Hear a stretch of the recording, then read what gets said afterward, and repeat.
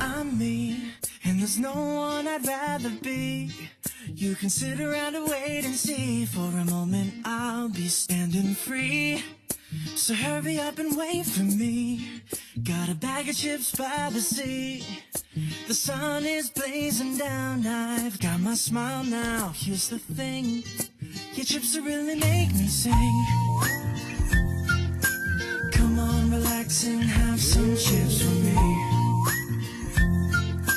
Chill out, lay back, I'm right where I wanna be.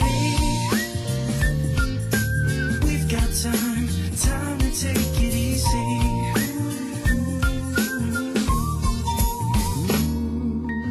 You always tell me to speed up, but slow down. I've been kicking my feet up and just going to town. A bag of chips in hand, I got nothing planned, yeah. Good treats by the sand, you know I wanna so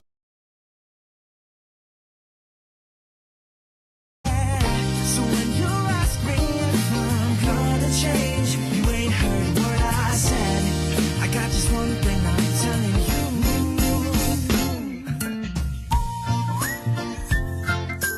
Come on, relax and have some chips with me.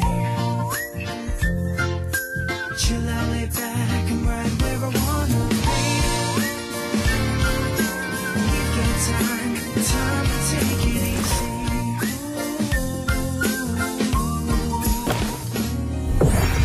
A little R&R is gonna do me right. I'm gonna turn my brain off and I'm feeling good, just the way I should. Some tasty trips in hand got me in a chill mood. So when you ask me what I've got to say, oh, I'm so self-assured.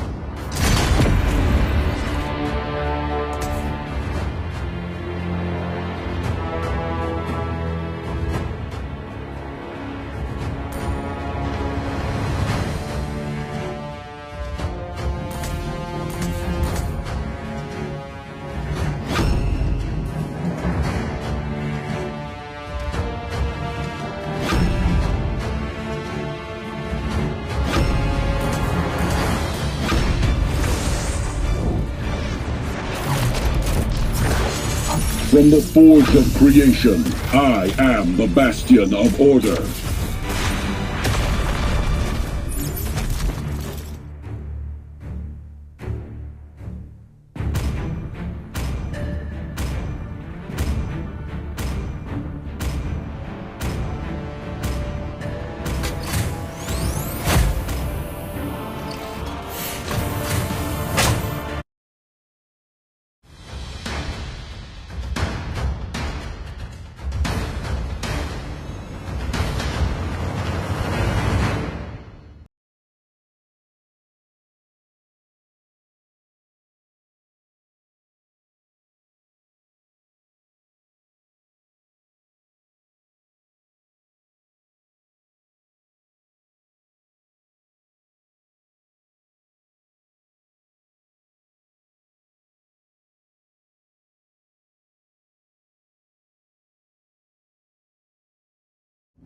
Welcome to Mobile Legends!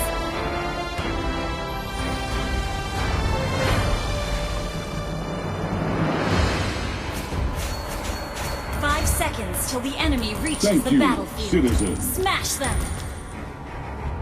All troops deployed!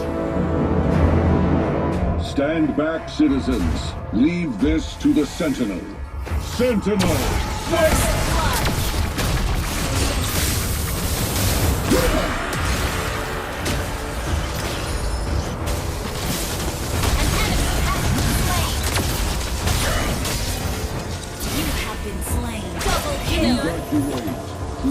Triple kill!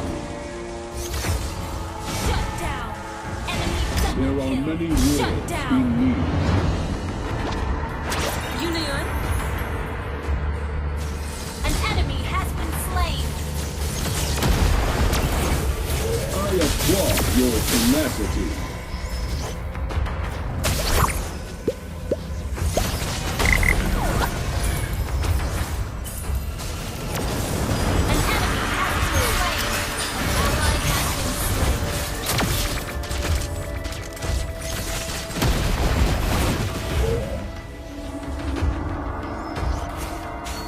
Until the day this universe is at peace, my fist will not falter. An enemy has been slain. An ally has been slain. An ally has been slain. We're ahead in gold.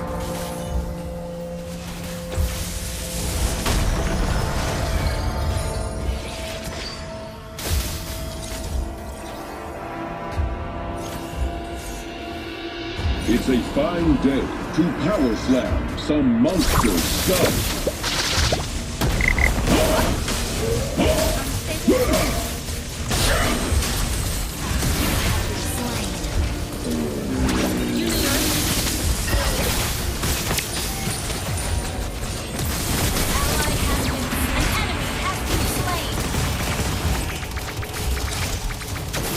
Heroes never die. Union. An enemy has been slain. You have slain an enemy. Pity that you should sentinel slash.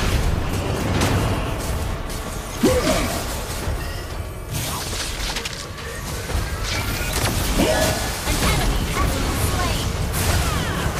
I will not lose. An enemy has been slain. Ally has been slain. You have slain an enemy. Thank you. Evacuate. Too soon.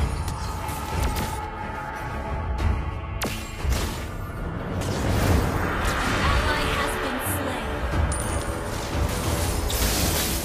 Ally has been slain. There are many worlds in need. An enemy has been slain. Ally has been slain. An enemy has been slain.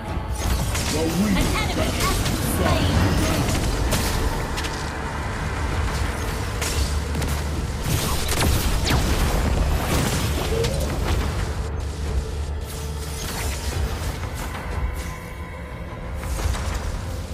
never forget.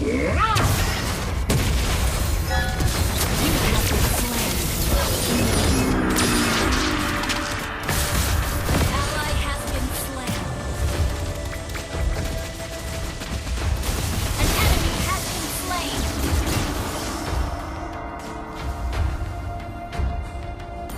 An enemy has been slain. Ally has been Never slain. die. Killing spree. Enemy double kill.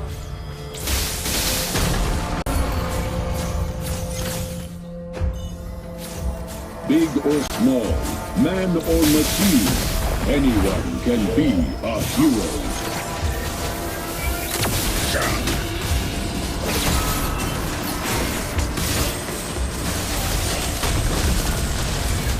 Should I get serious? Sentinel, slam! You have been slain.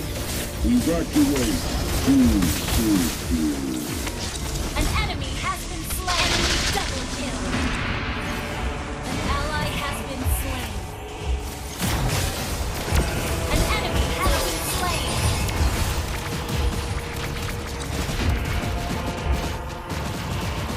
Double There are kill. many worlds in need.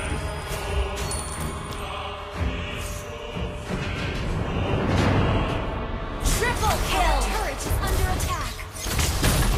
A sentinel protects above all else.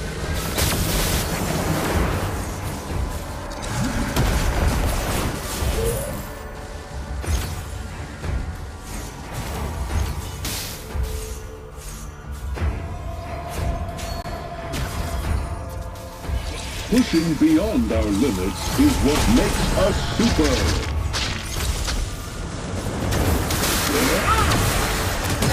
My fist.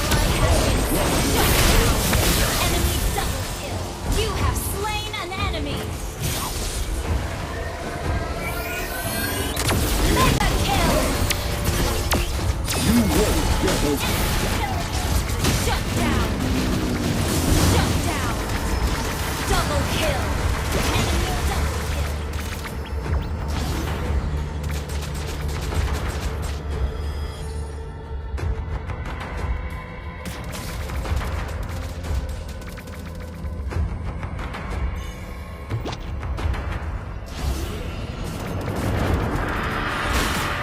There are many worlds in need.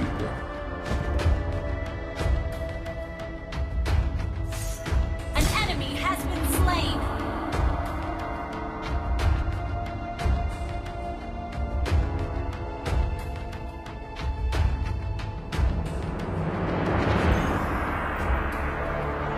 Out of this world.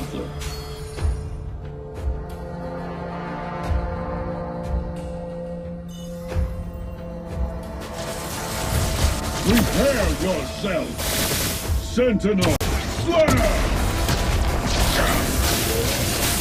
Not today, mystery! An enemy has been slain. You have been slain. Enemy double. An enemy has been slain.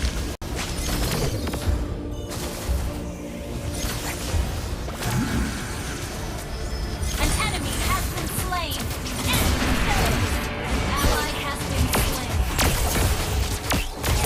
Your team destroyed a town. Launch There attack. are many worlds in need.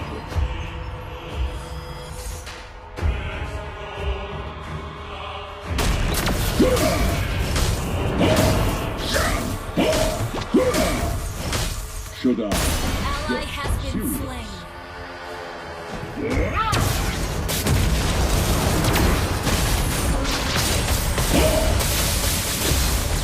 You have been slain. Request backup.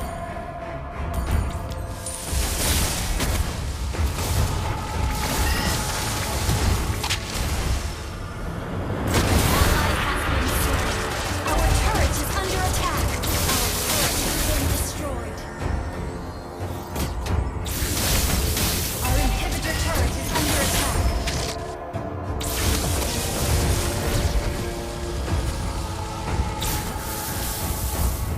Heroes never Our die. inhibitor turret is under attack.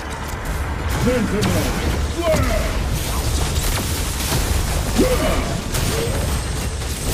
slain an enemy. Evacuate! Double kill.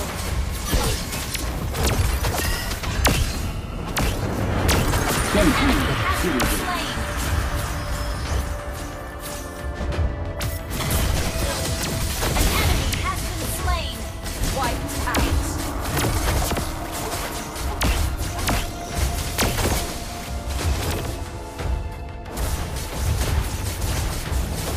Your team destroyed a turret. Heroes never die.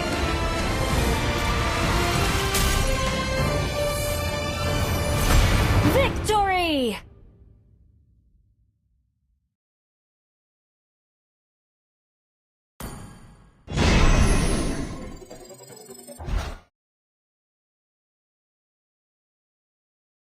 Well, I'm me, and there's no one I'd rather be. You can sit around and wait and see. For a moment, I'll be standing free. So hurry up and wait for me. Got a bag of chips by the sea. The sun is blazing down. I've got my smile now.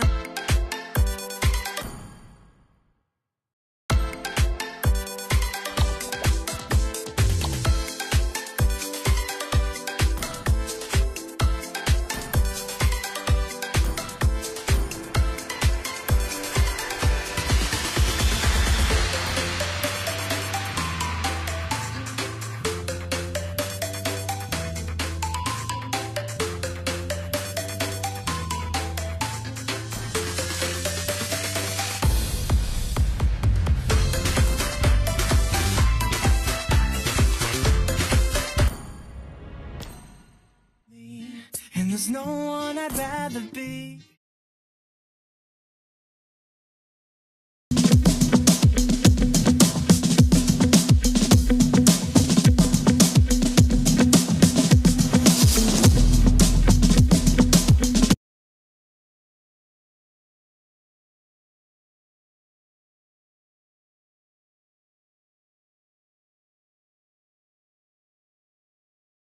Sakto, TN.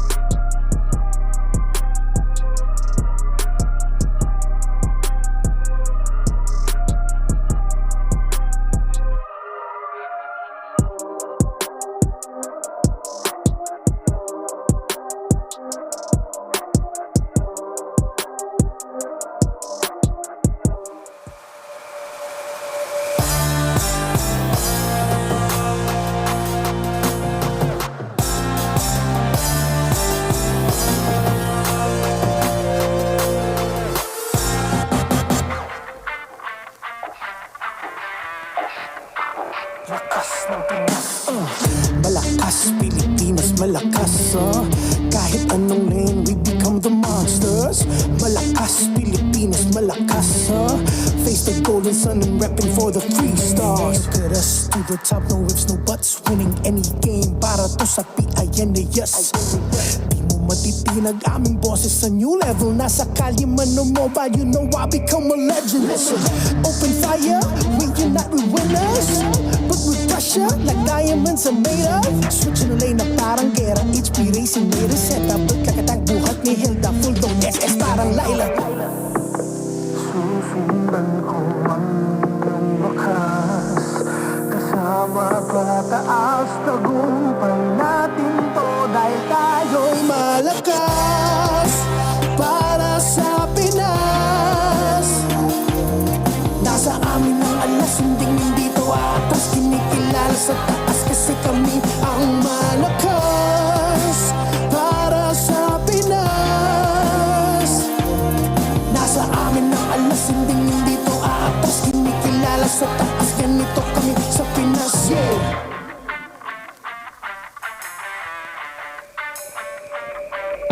Laging MVP, no surrender, no retreat. Pag nagsama-sama, just imagine what we can achieve. Laging MVP, no surrender, no retreat. Giving 100 on my all, cause we just cannot be defeated. We are unstoppable, immune and invulnerable. Ready ang equipment, lahat frozen, mala, crowd control. Pakita on the jab, east to the southeast. Taas ang matawa, crowd and loud, cause every enemy we devour.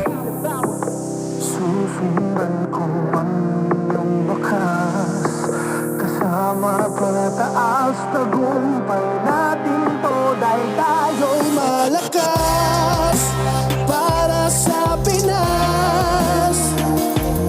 Nasa amin ang alas, hindi to atas, kinikilala sa taas kasi kami ang malakas para sa Pinas. Nasa amin ang alas, hindi to atas, kinikilala sa taas, ganito kami sa Pinas, yeah. Lakas, Pilipinas, malakas, kahit anong tumas. Malakas, Pilipinas, malakas, face the golden sun and repping for the 3 stars.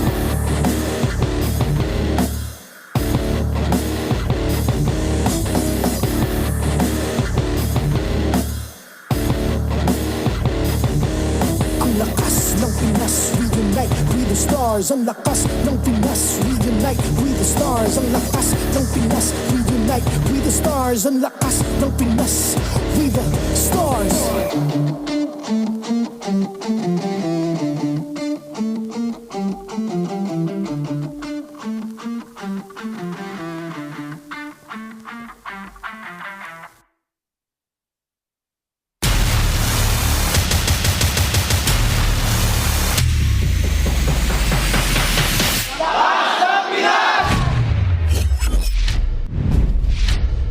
Ni hao to all our Chinese-speaking fans, and welcome to MPL Philippines Season 16. It's the second match of this Super Fan Saturday. 3 best-of-3s coming your way. You're smack dab in the middle of this game. Day at your service, my name is Leo. Here with Renmar Santa Cruz and Robert Neil de Guzman, bringing you the action.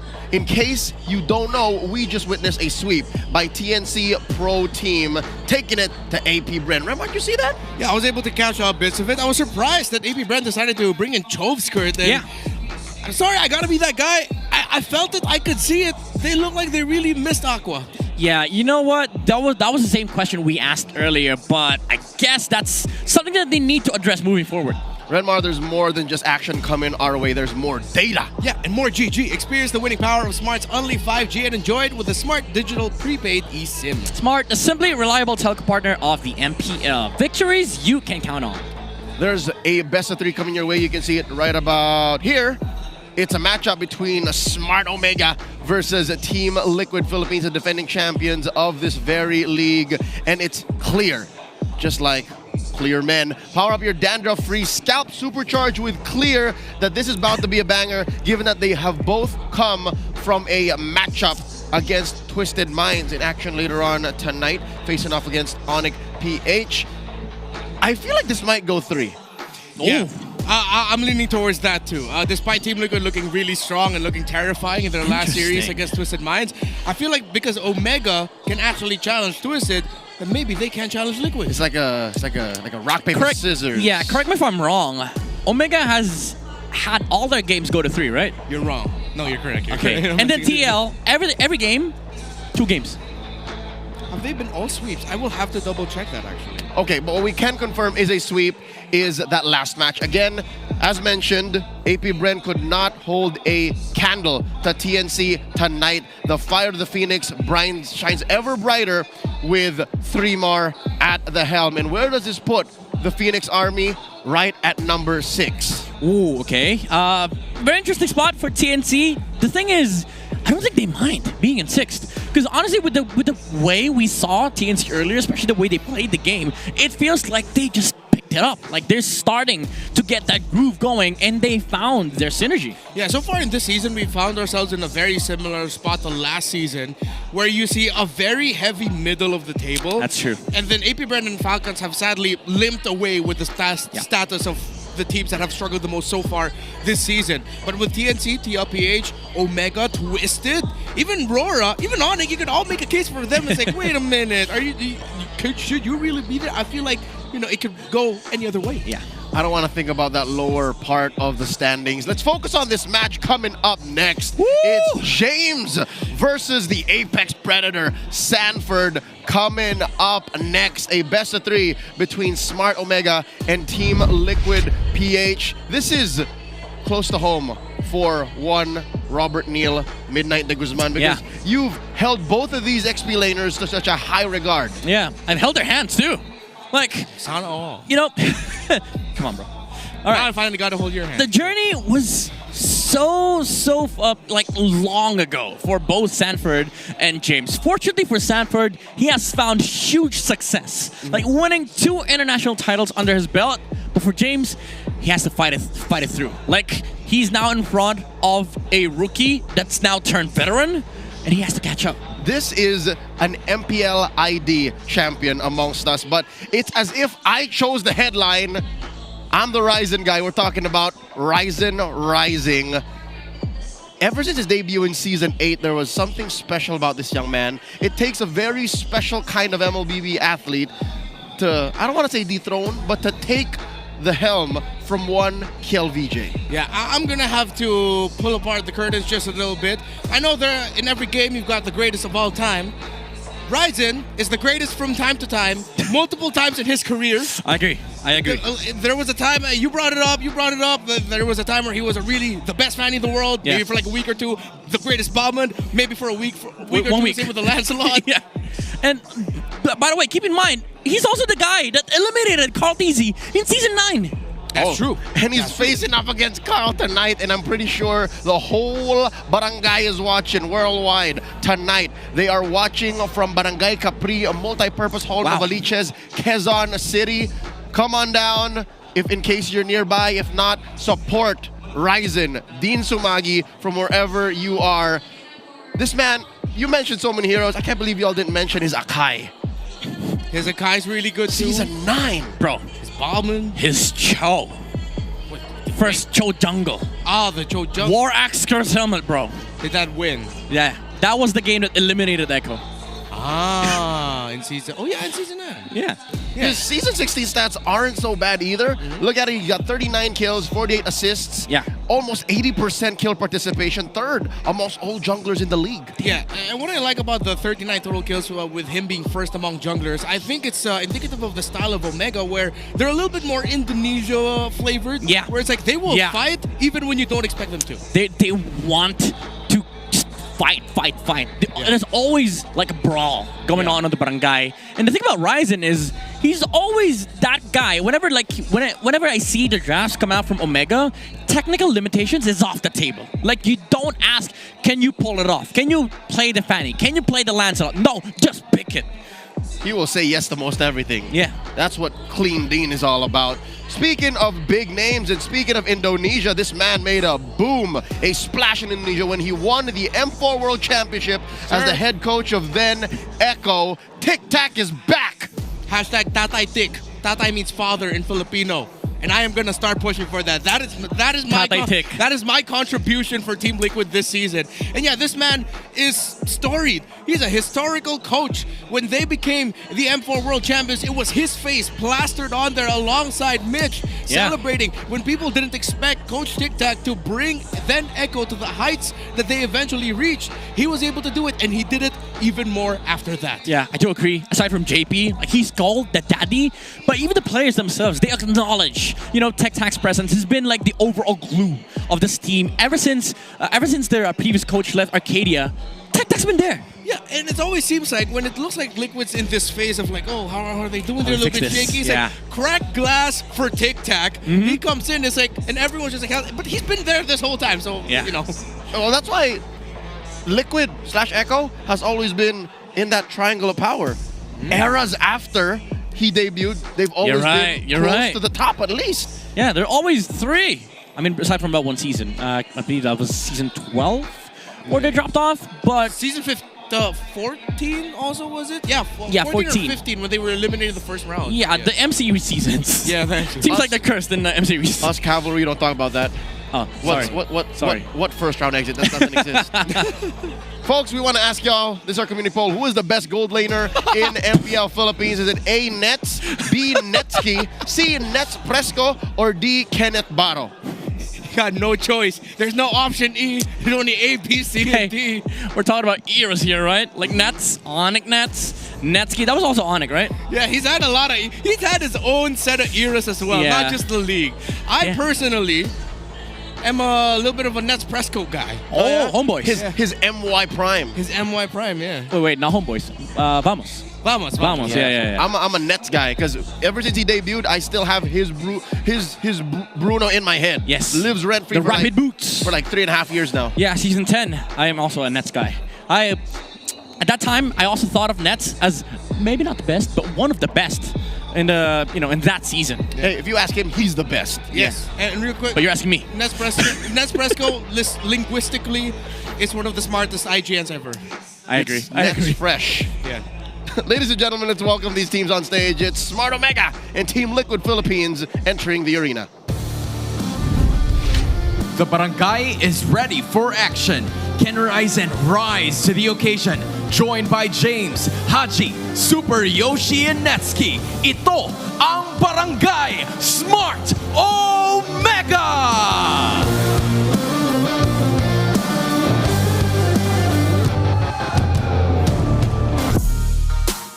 The cavalry continues to ride the stampede. Here's Sanford, Carl TZ, Sanji, JP, and Oheb. Let's go, Team Liquid Philippines!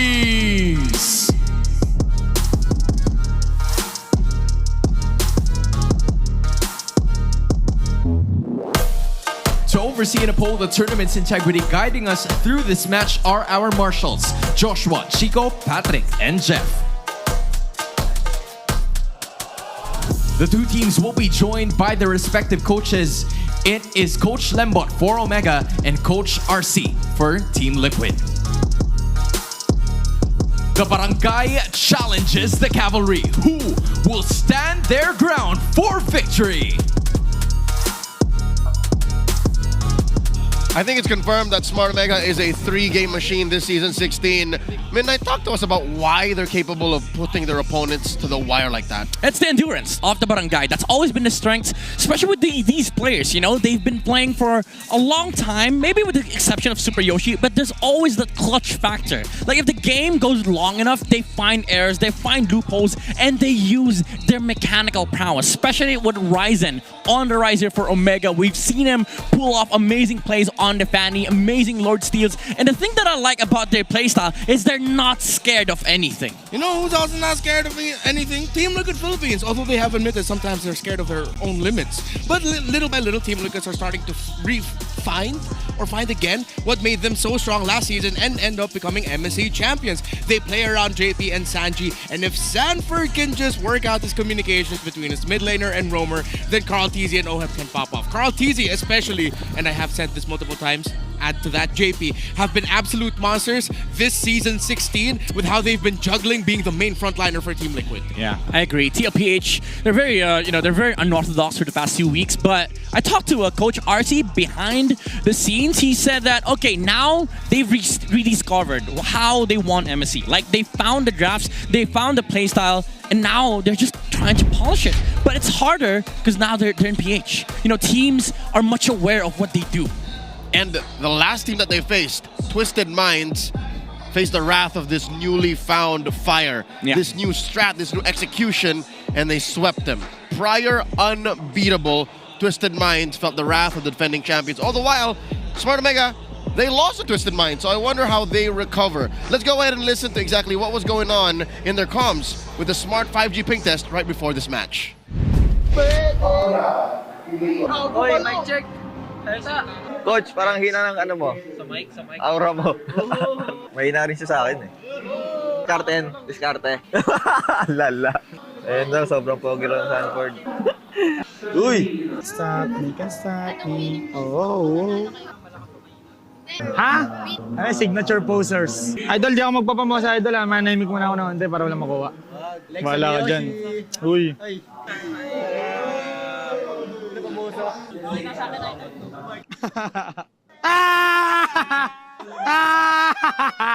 Baited! Patanggal na to, okay na to. What was Super Yoshi? I don't even know how to describe that. Was he yowling? Someone's gonna have to do a water check on the barangay, man. Like, what's up with the water there? Yeah. I don't even know what was going on, but I think that's just the aura, of Smart Omega. They're just having fun. I mean, like the what's it, culture? The vibe. The vibe. There you go. Vibe. Thank you. I like that. Thank you so much. Thank you so much. I'm lost for words, but yeah. It's my Gen Z vocabulary for you. I see Omega every time they walk in from from the hallways towards their room backstage. It's always just fun vibes. You never feel the pressure from them. I'll double down on that. Even when they lost, they're always just. Boss Leo, that's how it is, man. That's just how they are. Let's just let the world break down these keys to victory for both these teams coming up in the Howl. Welcome to The Howl. Ako nga pala si Wolf, bringing you the Infinix keys to victory. It's Omega going up against TLPH. And para sa Omega, kailangan nilang bantayan yung mga curveball na ginagawa ng TLPH, lalong-lalo na sa kanilang jungler choices into the draft. Nakita natin out of nowhere, TLPH bumunot ng Fredrin noong laban nila versus Twisted Minds. And this kind of tells us na ang TLPH talaga ay kayang-kayang maglaro ng assassin at utility junglers at nilalaro pa nila yung draft accordingly. Kaya naman, para dito sa Omega, dapat nilang bantayan yun. Alam natin, Cartesi can play assassin and utility so well, so they have to watch out for that kind of adjustment mula sa TLPH. Also, kailangan nilang i-mass ban ang mga heroes ni JP. Mukhang kasalanan talaga ni JP kung bakit napakalakas ng TLPH ngayon. And I would say na pag si JP ay nakahanap ng magandang hero, like yung even makakaleya niya na tamang-tama yung mga targets niya, and even when he plays the utility roam heroes katulad ng Gatot Kacha, ang galing niya mag-peel, even yung backshot niya. And I believe that TLPH really looks for openings para kay JP. Kaya naman, kailangan iba na Omega yung saktong hero na magagamit ni JP in this matchup. Now for TLPH, they have to play extra fast to counter Omega's wait and catch playstyle. Napansin ko kasi para sa Omega, dahil gusto nga nilang gamitin yung kanilang catch heroes with Super Yoshi, ang playstyle nila yung naghihintay sila ng oportunidad. So, if TLPH plays extra fast, baka hindi makahinga at hindi makapwesto ang side ng Omega. Kaya naman ito yung way para manalo sila ng madali sa series na to. And also, alam naman natin, XP laners ang tempo controllers sa meta natin ngayon. With James and Sanford, sila talaga yung susi na masasabi ko na nagbibigay ng direksyon sa dalawang teams natin. So, if ever for TLPH, they have just to control that at inaabangan natin sa bakbakan ng Omega at TLPH. Rule number 1, as a team against TLPH, you do not play against Carl Fredrin Nepomuceno. You're not allowed to be able to give them utility junglers because they just take full control of the early game. That's where the stampede starts because OHIP gets a lot of farm and they just play the map. I actually spoke to the GOAT last week and he said, Sano? my confirmed favorite hero is Lancelot still after all these years. His second best, Fredrin. Oh, man. Oh, even he himself admitted it? Yep. Oh. I'll ask him his third this week, but... If it's not a Kai, I'll be heartbroken. Oh. I wish it is. It might be Baksha, though. Dude, it's so scary that Carl TZ plays Fredrin like an assassin. Yeah. Like, that was like the main point that we made last week about their performances. Yeah. But now, as you see on screen with Sanford and James being highlighted, you said a really good thing behind the scenes, Midnight, where I will translate it, although it's not fully the idea that you went for. It seems like James can look at Sanford as what he could have been. Yeah. The career trajectory that James could have had. Because at one point in their careers, James was the bigger brother to Sanford, teaching him how to play the game, how to be the main EXP laner for an MPL squad. Yeah, mind you, Sanford was the apprentice of James. But Sanford conquered the food chain. He became the apex. And James got lost along the way. But after some time, he became the ultimate fighter in the MDL. But the thing is, it's a different league. You know, whenever you're playing an MPL, every one of you all are top dogs. Talk about a different league. This man has gone around the world to try and conquer greatness. He has become an MPL ID champion, came back home, and now under the green and white is looking to chase destiny again. So Smart Omega picking sides here. Coach Snap, Coach Lembot, they decide to go red. Ooh, this is scary. This is scary for Smart Omega. If they don't ban Zushin or Fredrin, that's the first two powerhouse picks for TLPH. That's what we saw against Twisted Minds. Those two picks are what sets up the draft here for TLPH. Yeah, I will add one more pick to that, the Baksha, but weirdly enough, Team Liquid Philippines are one of those teams where if they can, they'll save the JP Rome pick for the second half of the draft. They'd rather chase XP mid and jungle first. Yeah, that's also true. Now, with JP added to the mix, I'll add one more. The Lapu Lapu of Sanford. Remember M4? That was the most scariest thing you'll ever see from TLPH. Now there's a lot of them. I'm sure Coach Tic Tac and Sanford have had a long conversation about that Lapu Lapu. Going into game number one, Coach RC goes ahead and takes out the Fanny and the Harris. Respect. While Smart Omega ban out the Wanwan and the Zushin. Still at large, the Lancelot, Guison Shin trade. The aforementioned Fredrin still right around the corner. And of course the Lapu Lapu. I think both teams, of all the heroes we mentioned, the one hero that's not an auto ban that they might try to fight for is the Lapu Lapu. Because James is so good with the Lapu Lapu. You just gotta go with James. Yeah, both of them. Like you even said last week when we were discussing like how to describe the Lapu Lapu, he is the front line. He is the setter. And if you don't follow him, you're not going for like, you know, the successive team fights. But that's been like the identity of the barangay. Whenever James sets, there's always that follow-up. But that's also very true for TLPH. The amount of time Sanford has saved the game with the Lapu Lapu. It's crazy to think that we've come down to this, like that very one pick on XP, which is also part of Wolf's keys to victory in the Howl. The XP is very important here. They set that tempo. The Phoveus is also still open. If you're going for the Arlot, Phoveus, Lapu Lapu trade, this is a dynamic that you have to watch out for. Yeah, they can go Phoveus first if ever. As much as Lancelot, Lancelot is open. Yeah. They could go for it. That's very tempting though for TLPH. So now I see. So they give the option to Smart Omega. There's a good chance they pick both Lance and Phoveus here, which gets countered by a glue.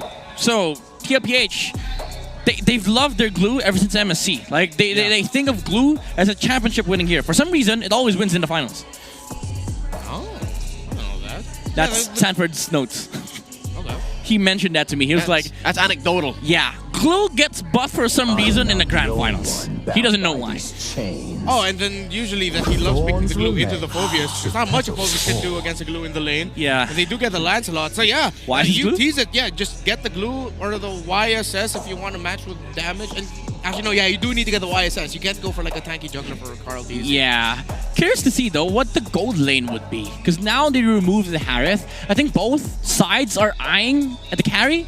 Both Oheb and Netsky. We've seen Netsky like pull off amazing games with carry across the years. He's an amazing carry player. But for Oheb, that's the question. Do you go for heroes like carry or is there space for Beatrix? Alright, so we do get the Guison Shin and the Farsa here into the hands of Sanji, which I can't believe we've gone this long into this matchup without mentioning the GG mid lane matchup.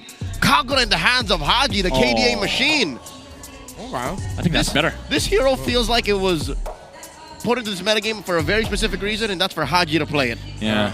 And it's also good against Kalea. I mean, The Kagura always has a way to protect herself. A little bit of a cleanse. Good luck trying to catch her with the Tsunami Slam. Oh my, I miss the EVOS Haji era. Like the Kagura, even with Carl Teasy, as GD days, he's also like a good Kagura player, but now, again, as you've said, it is placed on the spot for a Smart Omega, which is good against both the Farsa and the Kalea, sometimes even great against the Yisun Shin. If you catch him off with the Traceless on cooldown, you can just burst the YSS. But now Omega can get can ban tells all. Sanford Heroes, Esmeralda. That's so far-fetched, honestly. They could have just gone for the Lapu Lapu and Blue Ben. Yeah, I think they're looking at the... I think that's the reason why Team Liquid Philippines decided to pick the Farsa first. Because they're banking that Omega will slip up on one EXP ban. There's always going to be one good option. They can say, yeah, either the Lapu Lapu or the Glue. They can't ban both. They can't pick another one of them. Yeah. So they just let it through. That's a big risk, though, because like, I get the idea. It's just dangerous, because if Omega figures it out, you know, they could just go for those two bans. Because at the end of the day, why are you scared of the Farsa? You have a Phobius. Something tells me Omega's setting up the Harith. No, Harith banned. Oh, right. Yeah. Yeah, so I think... Okay, so the Esmeralda is all the more baffling. Yeah, I think what they're eyeing out here is for Smart Omega, they want to let the Lapu Lapu go and then take the carry Red 4. Yeah. I think that's the goal. So Red 4 and then go ahead pick the Lapu. Yes, because even then you don't have to worry about gold lane matchups. Like, even if TLPH swerves with the Bruno, it's fine. You have a Phobius, you have a Kagura, and you have a Lancelot. So now I think... What? Huh? That is a Rome Ruby. Yeah. Or are they playing with a potential... No, you so why is this? Yeah, you don't Ruby Gold with a Lancelot. Yeah, I think Omega are just pick this Ruby Gold to make sure that Team Liquid Philippines doesn't get the Ruby Gold in their hand. On XP. Yeah. But no, on Rome. No, this is a Kalea on TLPH. Oh, no, for Omega. No, the Ruby could have okay. Ruby's going to go to the Rome, yes. Yeah. So, honestly, OM can just go Granger or the carry now. Yeah, dude, why is it...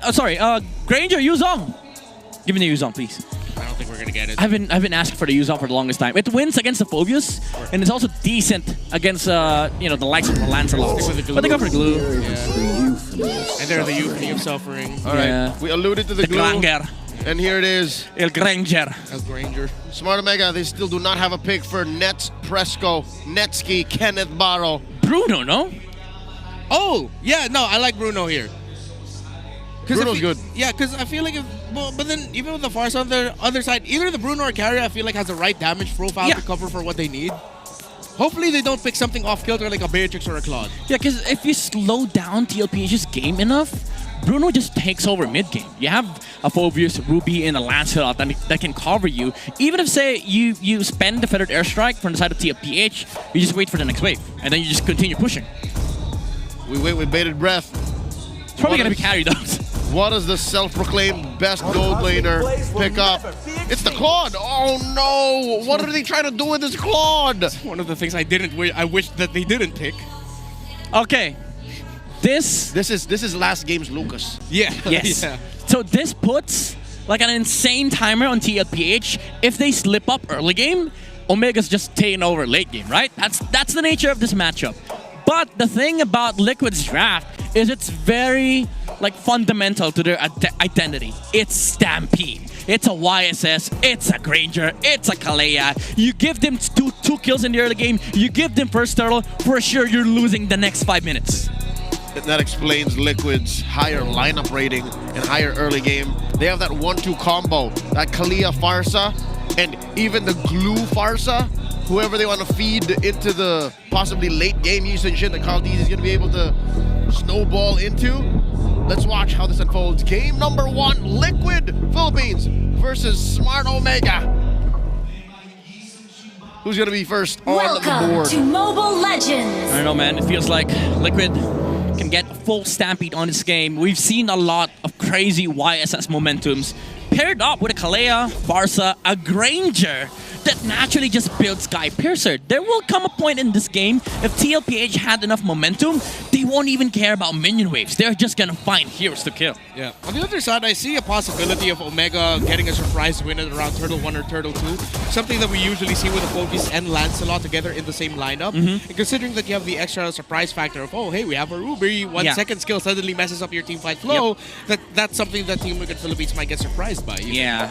I mean, TLPH, sorry, Omega, they do have the Lance Phobius, as you mentioned. Lancelot could just steal a turtle.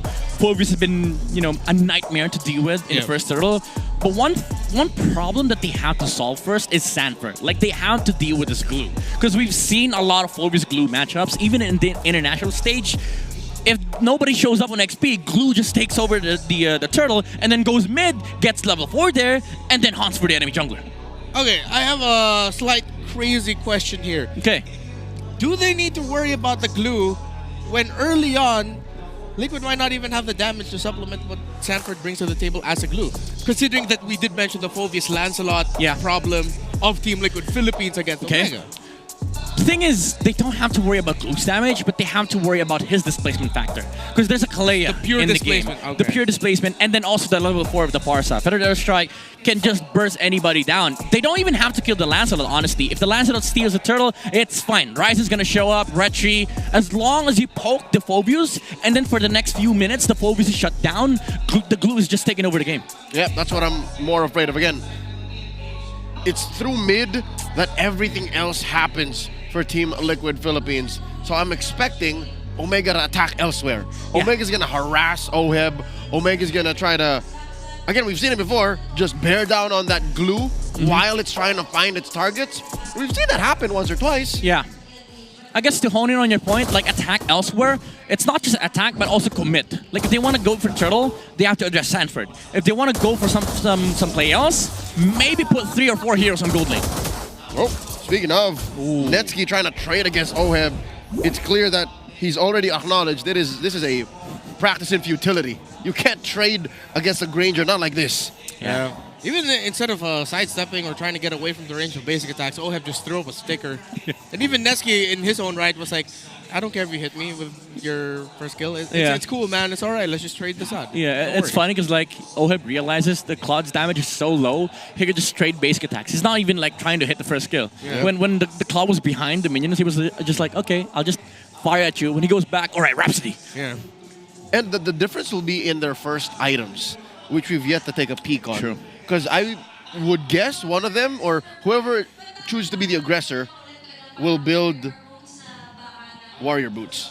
And then just go from there. It's like, all right, you want to trade, huh? Yeah. I own the first 6 minutes of trading. Yeah, problem is that hurts the Claude. Because even if, let's say, all right, he's holding his own against the YSS, against the Granger, it's reducing the damage for the Dare Strike though. So if TLPH decides to go for the gold lane, it is counterintuitive to go for that item. So some Claude players, if they feel like the warrior boots doesn't solve their mid-game problems, they would just try to rush items. So maybe there's a world where Nets just rushes DHS into Corrosion, into Golden Staff, so they have a fighting chance. But even then, like you're fighting into the window of the Granger, wherein when you get those 2 items, like the first 2 for the Claude, you already have the Skypiercer for the Granger. Yeah, at some point, he'll also have to consider, like, all right, am I going to build a Jerkin real quick just to lessen the physical damage just a little bit, and then I'm going to go into the DHS. And yeah, I do agree with you that the DHS should come before the Corrosion Scythe in this scenario, considering that he will probably get harassed a lot. That extra little bit of sustainability for himself might help out the Claude even more. And we haven't really talked about the jungle matchup as much. The Lancelot versus the Guison Shin. It's rare that this trade actually happens because teams are still so honed in on, oh, these are 2 of the best junglers right now, despite the utility actually having so much more definitive, again, utility when you're trying to build up your side lanes or your cores. What do we expect Ryzen and Carl to do? I would say for Ryzen, he's more focused on like contesting against TLPH, but Carl DZ, I mean, their signature YSS has been kind of different from a lot of the YSS we've seen, so maybe that's where the cracks show up. Because TLPH, they don't actually use the YSS as an aggressor in the mid game. They're trying to take it towards the late stage of the game. So maybe that's why Omega thought of letting go of the YSS, because they know TL is going to take this to late game. Yep, so we can confirm that Ryzen will try to contest and try to attack these side lanes, while Netsky's the first to budge. He built his tough boots already. And dives, he's immune onto the Claude, but he is not going to be able to immune himself from damage. Oheb survives the last hit of the tower. Good interplay between Baby Cakes to take down the Claude. Try to use the tough boots against those two this early on. Although this does open up a turtle. Okay, that's going to be a slap onto one. Sanford, the displacement too strong against Ryzen, and Liquid will be able to not get the turtle actually, as miraculously it's Haji who takes it, as Team Liquid will now try to invade and counter what Omega was able to bring to the table, and then James goes in as the Phobias. Omega have been able to counter that. Wow. All right. I was going to say, amazing rotation from TLPH. They knew they were going to rotate towards the gold lane because Cartesi started on the blue side. But Omega with the counter punch. Oh, Haji. Oh, the damage. Not enough. Huge. You were saying? Yeah, I was saying. Now, Omega, they punish really hard. But TLPH's turn onto Ryzen allowed them to get more of the resource on the map. But James, again, he's the tempo setter for Smart Omega. After TLPH knew that, okay, there's no jungler who can actually invade, that flickered Dark Wave onto ISS. Oh, look at this. The Filipino sniper Oheb, currently ranked #1 Granger in the league. Throughout his stats, career all-time highs. I didn't expect that. Surprising too, but I mean, he played a lot in MSG, so That's no true. surprise that he's also tearing it up in the Philippines with the Granger. Already has the Hunter Strike, and he didn't go for the Warrior Boots. He did get the Jerkin and the initial boots first though. Yep, he doesn't have to go toe-to-toe against Nets. He knows that Nets is going to be leaving the lane half the time, and he forced Nets into investing into this duel when it really wasn't going to be a duel anyways. Confirming that Nets is on his way to a corrosion site. That's his first investment here. Yeah, or maybe just, you know, just leave it there? Yeah, casual crossbow, go to DHS. Yeah. But again, this hurts Netsky even more because he had to finish Warrior Boots, but now TLPH, they would just swing from gold lane to mid lane. They don't even care about the Claude at this point. So for TLPH, all they care about is mid lane control, allowing Cartesi to go wherever he wants, and then, you know, Oheb would just pop off in the gold lane every once in a while. Yep, this side lane gambit has already failed. Sanji popped the Purify there. I think he could have sworn that Omega were going to jump him. And I think now James knows with the Purify gone from Sanji, he can just jump straight to the backline where Sanji is. He will have his feathered airstrike available for him. Good shrubs held by Omega. James shows himself first. A little bit of a trading, a little bit of a dance before they go all out. Team Liquid Philippines waiting until Cartesi says it's go time. Ooh, waiting for the jump. Flicker along with the jump. Super Yoshi got taken down by Oheb. Blazing White by Netsky is going to be able to be enough to take down JP. Meanwhile, Sanford with the displacement onto James. They're going to be able to finish off the Phobias, and Team Liquid Philippines in a snap win the fight. Quick fingers coming out from TLPH. JP with a punish. Quick jump as well. Title strike on Smart Omega. Even though the counter fight was there, Haji threw out the umbrella with a blazing duet from Netsky, but Oheb was able to flicker out. Painful for Smart Omega. It seemed like they were the aggressor. It seemed like they were going to set something up, but Liquid found the window. Now up by about 2,000 gold. We'll see that sequence once again. Here's an Infinix instant replay. Yeah, we caught the tail end. Yeah. The best part of that was right before that start clip. Yeah, to be honest, that flicker out from Oheb was everything for TLPH. They were able to fight after the initial spells were thrown for Smart Omega. Netsky had to go out with a BMI, and unfortunately for James, he was left alone to his own devices. JP? Oh, JP goes in again with the second skill, and that's going to be a stun coming in from the Mountain Shocker. Blazing the red go, and here comes the counter by Omega. Netsky, perfect entry, perfect timing, and perfect damage as Cartesi and JP fall. James trying to go after Sanji, but he's not going to be able to catch the mid laner of Liquid. Press go with a double KO. Did not expect a Claude to hit that hard this early. Yeah, and this is what I meant with what we said earlier. Omega, they're not afraid of anything. JP jumped onto Super Yoshi instead of flickering out, flickered in front of the YSS, and Netsky committed the blazing duet. This was mentioned in the Howl, and you also doubled down on this, Midnight. Omega fights at the weirdest of times. Yeah. And they started with an I'm offended, but they ended with a blazing duet and a free 2 kills that resulted in, oh my god, conversion through the roof, a tier 1 push down bottom. Netsky not only survived the laning phase, but won it.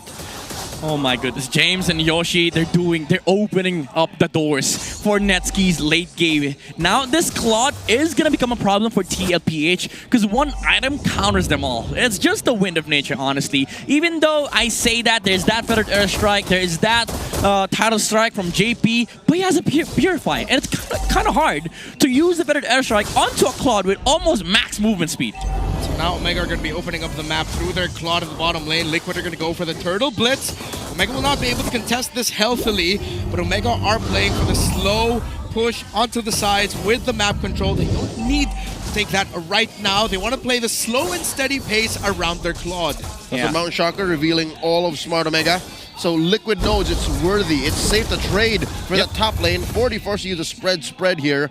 Omega holding down the fort mid. Yeah, I like the word you used though, trade. TLPH, they're finding trades because they know Omega's doing something on the map. And unfortunately for TLPH, even though they got the turtle, as you said, Smart Omega, they're fine with this. Okay, Sanford has starting things off now, but here comes the entry of Haji, able to interrupt the feather dash strike, leading to win again by Netsuki, and JP goes down. Yet again, Omega seem to have found the perfect answer to how Team Liquid play. They wait for the JP or Sanford entry, play it slow and steady, and then go all in when they see one of the frontliners are low. Ooh, attempted Grand Theft Purple here, and I think that is successful. It is, yeah. Carl refused to use the retry. Yeah, he felt like he was gonna be able to take even Ryzen. Oh. Okay, never mind. He actually used his own retry. Gentlemen, may I say I love what Ryzen is doing. This is a throwback to the Season 9 utility Lancelot we've seen him flourish in. Yeah. It's the Bruiser build. Yeah, alongside SDZYZ, right? The Bruiser Lancelot, and now Ryzen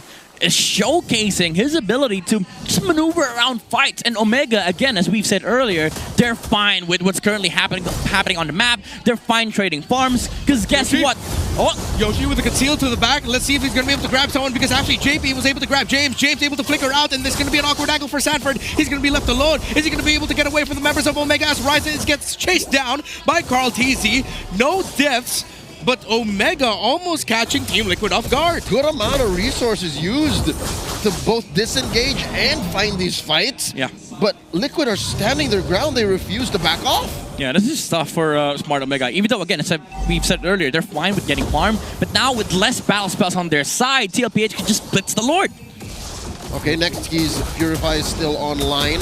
He's looking for stacks. Yoshi might get it from this wave up top. Lord here approaching half health.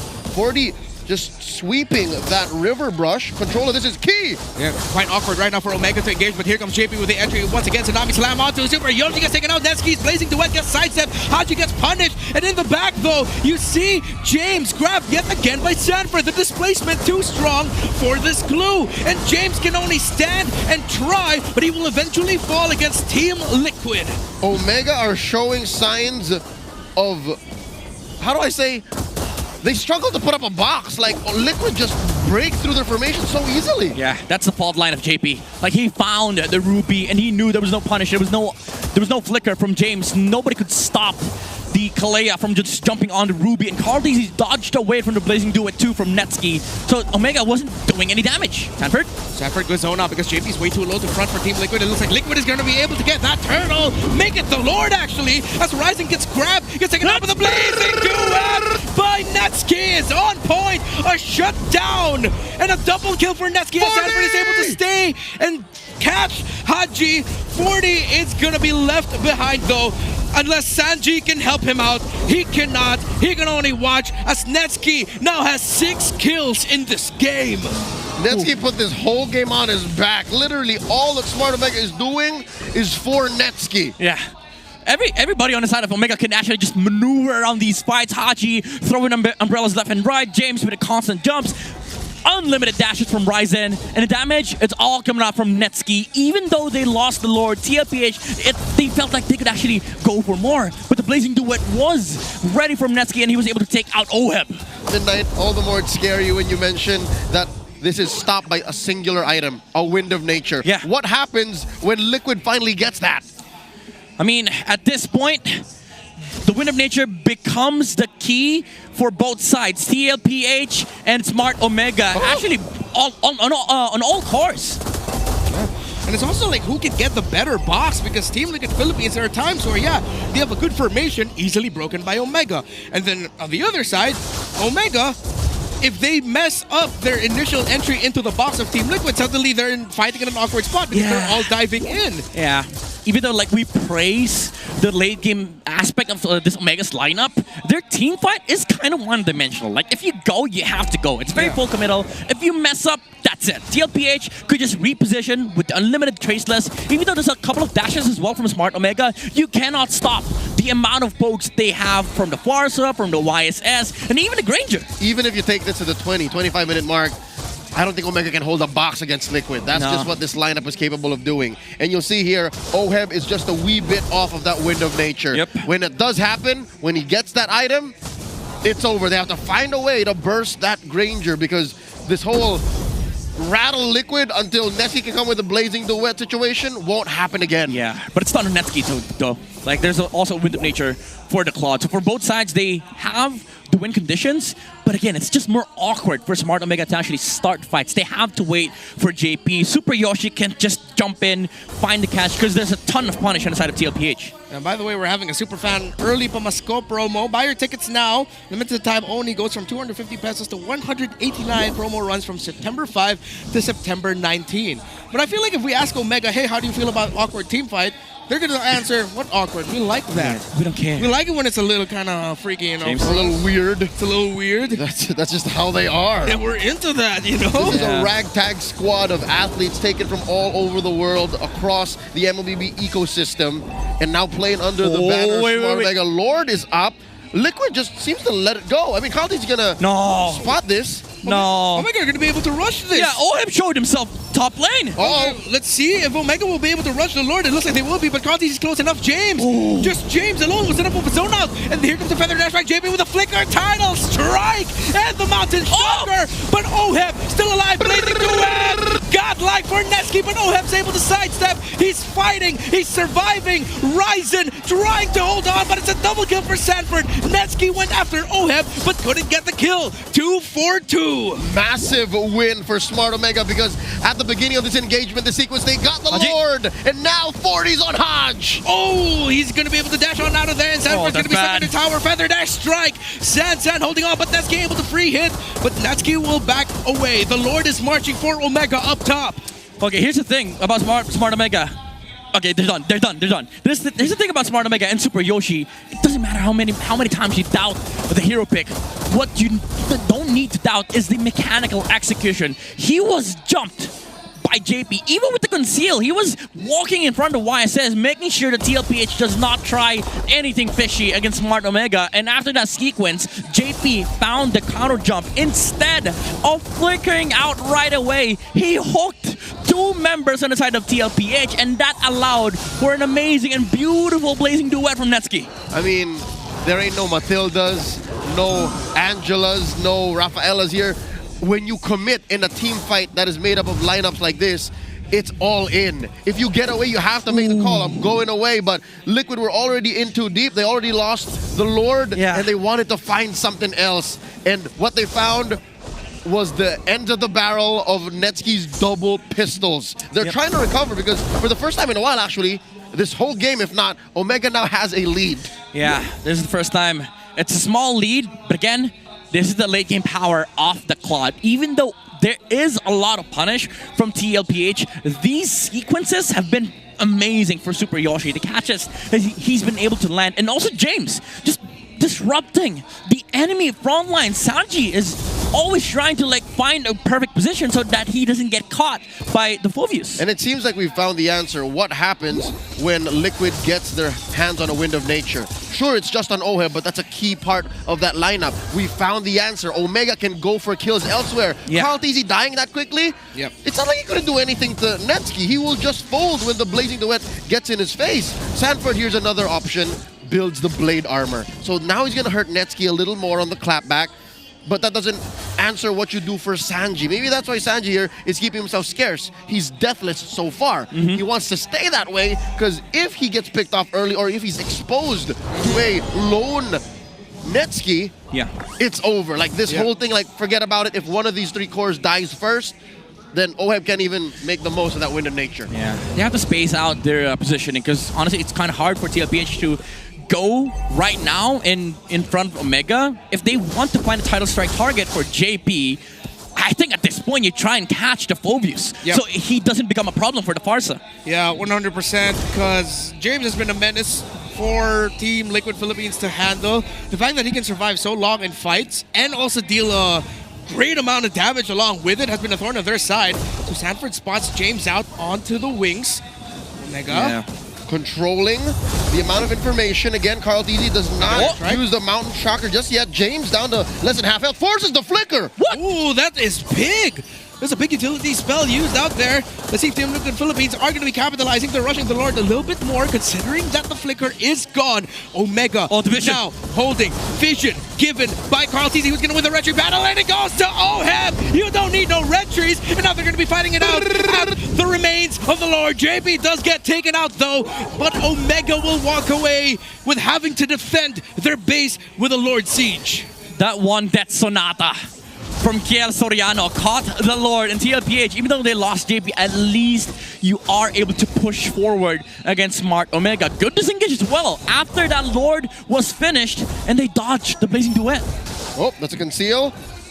I think Yoshi wants to fight. The flicker and the eye will fend in to catch the YSS. Sanford now forced to flicker out to get out of there.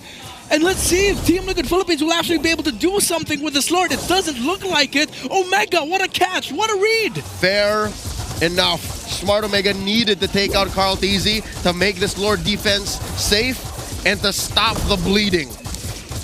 This is the story of Smart Omega. It's not just Ryzen. You don't question any technical limitations on the squad. Even Super Yoshi on the Ruby. We had a lot of doubts on the last two picks of Smart Omega, and now they're making it work. I was scared for a second, like playing Ruby into YSS. If he has a good game, then he's just dodging all of the the mini crowd controls that you have. But when you play it like this, like Smart Omega is very full committal. When we want to pick somebody off, we pick somebody off. I think people tend to forget, given how rampant he is in the metagame, YSS only has one dash.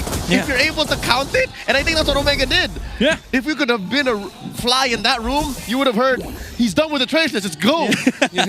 Yeah, what does your one dash do against what? Multiple dives? That's true. Sure, go ahead, get vision, but I think from the trends that we've seen, it's a sure thing that JP and Carl TZ will fall almost every team fight. Dude, that's why like the technical limitation is a very important topic, because right now it doesn't seem like it for Smart Omega. TLPH, it's not that Carl. Oh, wait, Ryzen. Spots Sanji, flashes him out of the bush, forcing a wings by wings. The Barangay are marching forth. Yeah, you know what? It's not like TLPH is playing bad with their heroes. It's not like Card or JP's feeding. It's just that Omega, they're using their heroes right. They're taking what they can. These are the licks that come with the big wins. Liquid have lost the lead once more. I'd say the map isn't equal, red and blue. And the Lord is spawning on the upper quarter. Mountain Shocker. Oh, no, wait. All of Omega are shown. And that's a, what? There's Shocker Sanj. Okay, already committed there. Two big ults. This one for the next trades. Two big ults committed there by Liquid as they use their Mountain Shocker as well to get vision.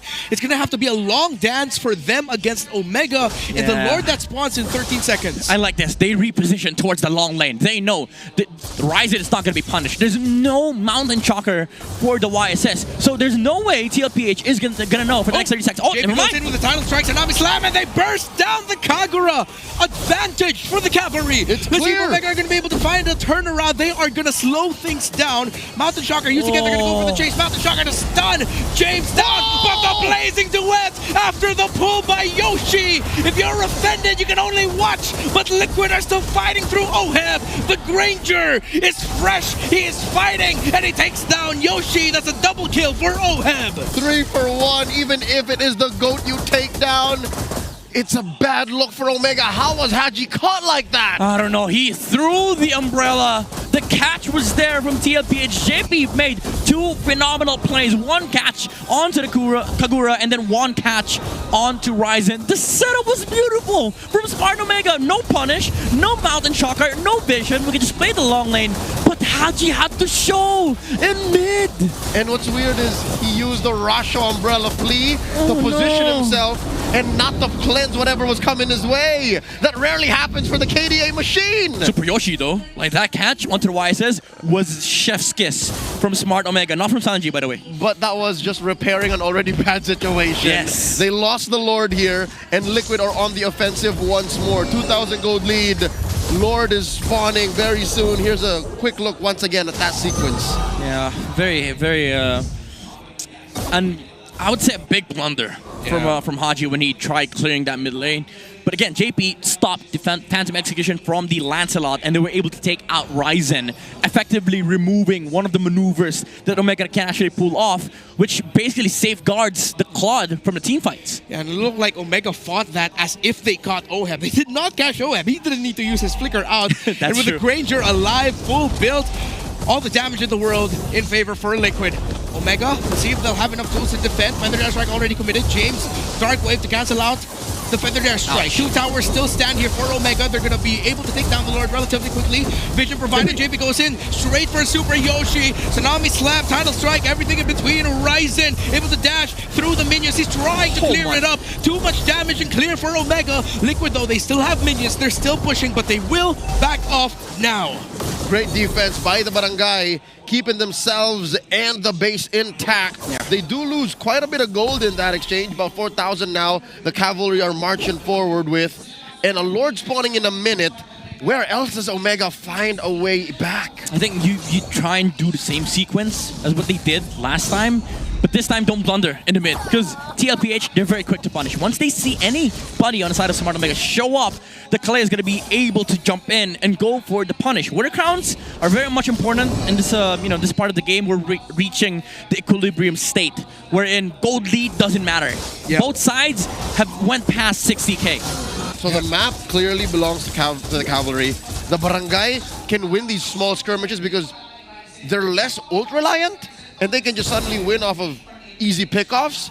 But Liquid are keeping themselves scarce. Like, they're not doing what, again, I hate to point fingers, but what Haji did earlier. Like, they're not spreading themselves too thin, and now they're making themselves harder to find. Okay. 40. Oh, good vision for him. Guison and James and everyone on the side of Omega are going to get spotted out, which means Liquid can play around the behind the Lord Pit just a little bit more, which is one of their favorite angles on this side, where JB is right now. That is one of the signature placements for a roamer for Team Liquid. Let's see if he's going to be able to get the flicker jump into someone. If they can catch. Feather Dash Strike already committed there by Sanji. Might be a little bit too early, as Omega are going to be trying to blitz this Lord. Carl TZ. Here comes the conceal by JP. Is Omega actually going to be able to win this and turn it around? Tsunami Slap, Tidal Strike, and the Mountain Shocker, but the Blazing Duet entry here by Netsky. Under where Oheb is. Haji gets taken down by Sanji. Liquid are still alive and fighting, while Omega are still trying to get close to the Lord, but they can't. JP gets the last hit. Ryzen gets taken down in the last-ditch effort. James takes down Oheb, but Omega have lost two. Netsky might fall. He loses immortality, and the Claude clawing, but he can't. A San stands tall with the GOAT remaining for Liquid. It's just Yoshi left to defend. Lord marching in mid, and they're basically ushering it away from bottom two. This is way too difficult, way too damn hard. You may have super in your name, but there's too many damn minions to watch. Flex all you want, because Liquid will take game number one.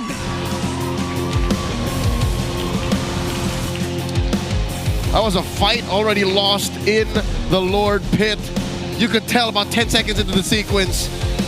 But I guess there was no turning back for the Barangay. They'll have to just crawl their way back in game number two. At this point, it's kind of unfair. Like, you have Carl, JP, as we mentioned earlier. They were shut down by Super Yoshi. Came in that last Lord fight. Dude, they never run out of players. Yep. Sanford standing in the front lines. Mind you, Omega played that Lord dance very beautifully. They were able to drop the Lord.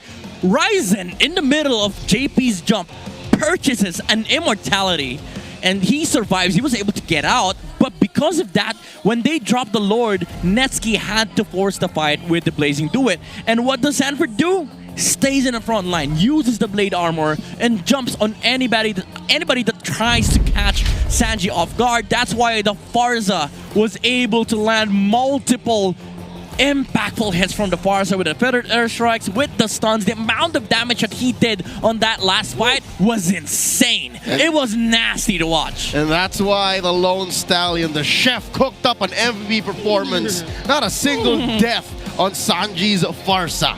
Dude, may I say, the first few moments of the game where we highlight, okay, 0 deaths, maybe because he was scared of the Phobius.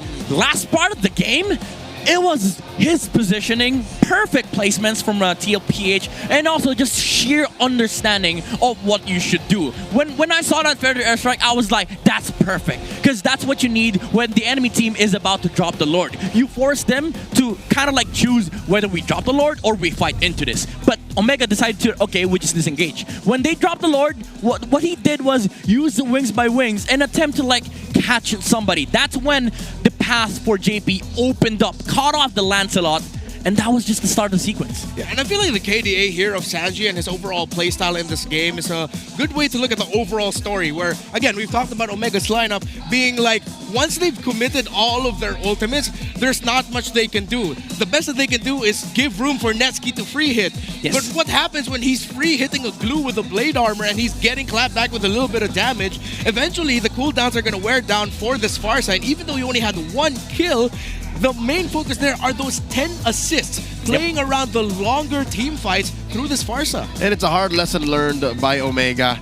Sure, they're able to find these weird spots all throughout mid to even the late game up to that last fight, but I think it's a lesson that only really reveals itself and really sinks in when it's over. It's hard to man-to-man defense Liquid, especially with this draft that they've got, and I think that's a lesson that will ring true inside Haji's head because he's the main victim of that one lesson. He keeps thinking, no, it's fine. I think I should be fine, right? Yeah. And there's oh, wait, never mind. Yeah, dude, see this sequence from Sanji and Sanford. Again, as I mentioned earlier, wings by wings, he was just roaming around looking for like targets to stun. Second feathered airstrike, and look at where Sanford is. He's like, bro, I got blade armor. Yeah, I'll even add to that. Sanji didn't wings by wings to the back line. He power walked to the back line. Yeah. And then used the wings by wings to sort of like, all right, let's see, am I good? Am I good? What are you gonna do? Feathered airstrike again. Phobius has no flicker. Come on, bro. I mean, that's what an 8-foot-tall supermodel mage would do. Yeah. That's what the Farsa did in the hands of Sanji. 25 minutes, that was a long game. Again, try to invoke all you'd like from Smart Omega timers. Finally, Netsuki was online. He did have quite the KDA. But at the end of the day, it still comes down to execution. Yeah, they did invoke, however, the late game aspect of this TLPH lineup. Like, usually whenever you see these comps, you think about, okay, maybe mid-game death ball from the YSS. But no, TLPH, they just farmed. They were happy trading farms with Smart Omega. They wanted to go for the late game. And I think that's where the plan came from. Like, Smart Omega knew they will be fighting late game. And their composition, I would say, on paper, it's just better. But the execution was better on the side of TLPH. Matter of fact, the turning point of this game was the catch on Haji in the middle lane. That was the main turning point. That was what started TLPH's comeback, I would say, in this game. And after that, it was just a better sequence for both Sanji and then Sanford. Because for Smart Omega, James was the main focus of like all the attention for TLPH. They had to like make sure that the Farsa was away from the Phobius. But after some point, TLPH was just dealing with the Phobius. James wasn't able to fight. Yeah, real quick, I like how JB actually went for the photo on the Kalea. It's not all the time that we actually see Kalea build a Flask of the Oasis. Usually that's like full tank item. Yeah, it's a good catch. More regeneration for him, not just himself, but also for his teammates. And again, TLPH, you see Sanji being safe in the early game. Yeah, again, it's just being scared of Phobius. One would say he doesn't want to die, doesn't want to lose momentum. But late game, however, is a different story. Imagine fighting into this lineup, even though Cartesi was like, you know, the brunt of the punishers that came out from Smart Omega, Sanji held on. He wasn't pressured like, oh, I need to do this, I need to do that. No, he understood his assignment. I stay away from the Phobius, I stay away from the Ruby. Maybe I can fight off the Claude because whenever he, you know, goes in front of me, I can just land the Feather Strike. But the Sansan duo, again, they were doing a fantastic job of like placing themselves in the team fight. And this here becomes the conundrum, the paradox of the situation.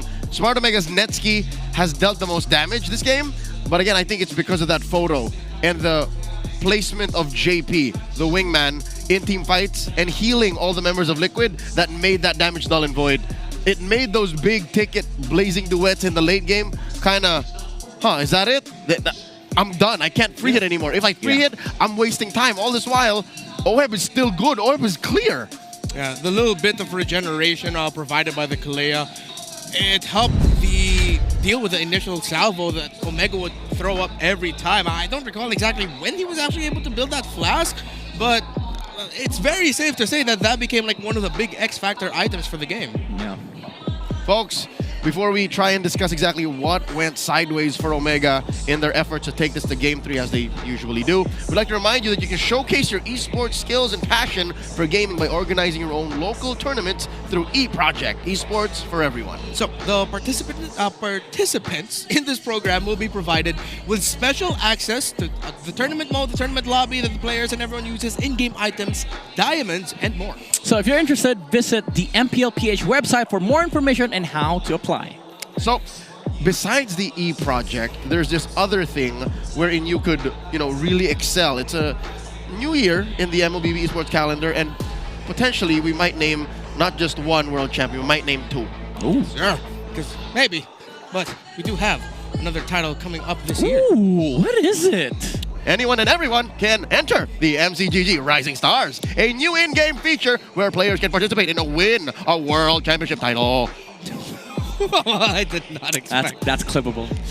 Yeah. I just wanted to add that. dynamics and flow because I think we got the first half wrong. Yeah. I'm making up for it. Yeah. That the artiste in me refuses to just let it go. You are Mr. Dynamic. Yeah. Thanks. You two are seated beside the formerly number 45 QC11. I'm now number 67. Damn. Because I went on the lose streak. Oh, I thought you were going to say number 67. Yeah. Manila. Or like No, Luzon. You had to lower the chair down. Yeah, it's like after I bragged about it on broadcast, I went on like a gnarly 5-game lose streak. This was just yesterday. It was not a good night for me for MCGG. I am number 1, Barangay 676, Lancelot. I am Makari, number 92, Baksha. I thought you were going to say Bane. I haven't played Bane in a while. I know not to force it. Ladies and gentlemen, before we move on with the series, let's throw ahead to an all-access segment. Hey there, super fans! Since it's Saturday, ipapakita namin sa inyo kung ano nga ba ang meron dito sa MPL Festival. And right now, we are here at Aurora Gaming Booth together with our beautiful ates, Ate Julia and Ate Venus. At makikita nyo ngayon ang kanilang mga merchandise dito sa Aurora Gaming Booth. And we have the classic jersey na light colored. We also have the black jersey. Pero parang may nakikita akong bago na nakasuot sa mannequin. Ate, ano bang tawag dito? So, tinatawag po namin dito as Tai Chi. So, ito yung sinuot ng team sa kanilang roster reveal. Ano po yung mga sizes na available? Meron po kaming small, medium, large, XL. And pwede po natin i-upgrade. Depends sa inyong body. Uy, meron pang customized. So sa mga nilalamig dyan sa labas at mga balak pumunta ng Guison, mas malamig dito sa venue. Kaya feel ko, i-flex nyo na tong Tai Chi na pwedeng customize din for you. At meron pa tayo ditong mga small merchandise na sticker. Meron din silang keychain, photo card, at meron din silang ID lace. Pero merong box dito. For sale ba to, ate? Ay, hindi po, ma'am. This is po a mystery box. So, may mga random things po inside and then magbibigay po kami ng 3 clues and then you have 1 minute to guess what's inside the mystery box. That's challenging. Anong pwede nila mapanalunan? Ayun, ang cute nito. So, pwede ba ako maglaro, ate? Okay. Pwede kong kalugin? Ang isasagot nyo lang ay oo, hindi at pwede. Okay. Tao! Nagulat ka, no? Hindi pala. Hindi pala. Bagay pala ito. Ikaw kasi ate. Okay, countdown. 1 minute. Timer starts now. Matulis, maliit. Pwedeng ilagay sa bag. Matulis, maliit. Pwedeng ilagay sa bag. Nail cutter? Final answer, ma'am? Isa lang bang guess? Yes. Ay, isang guess lang pala. Tama ba ako? Correct. Ay, correct! Totoo! Ay, hindi nila ako binigyan ng clue, pero ate, i-reveal mo na. Oh my gosh! Ayan! Ay, ang galing. Dahil dyan, meron akong Jane! Thank you so much, ate. That's what we have here at Aurora Gaming Booth. So, Auroras, may match bukas ang inyong favorite team, kaya mag-visit na kayo dito lamang sa MPL Festival. For now, balik muna tayo sa loob ng Land of Dawn with our casters.